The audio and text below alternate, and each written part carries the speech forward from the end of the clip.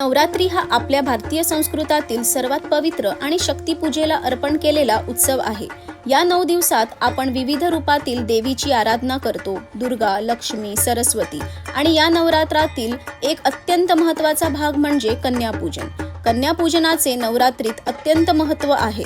कन्यांना देवीचे स्वरूप मानले जाते। त्या कन्यांचे पूजन करणे म्हणजे साक्षात देवीचे पूजन केल्यासमान पुण्य मिळते असे मानतात।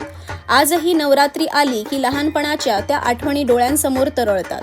आई सकाळपासून देवीचं भजन लावायची, घरभर सुगंध दरवळायचा आणि आम्ही सगळ्या लहान मुली देवीच्या रूपात सजून पूजा करायला जायचो। कन्यापूजन म्हणजे काय? कन्यापूजन म्हणजे 9 देवींच्या रूपात 9 लहान मुलींचं पूजा करणं। कारण आपल्या शास्त्रांनुसार लहान मुली या स्वतः देवीचा अंश असतात। त्यांच्यात निसर्गता, पवित्रता आणि दैवी शक्ती असते। त्यामुळे देवीची कृपा मिळवण्यासाठी नवरात्रीच्या अष्टमी किंवा नवमीला कन्यापूजन करणं अत्यंत शुभ मानलं जातं। कन्यापूजन केल्याने आपल्या घरात सुख, समृद्धी, ज्ञान आणि ऐश्वर्य येते। ही पूजा म्हणजे स्त्री शक्तीला मान देण्याची आणि तिच्या सन्मानाची एक सुंदर परंपरा आहे। कन्यांच्या पूजनातून आपण देवीच्या 9 रूपांना वंदन करतो।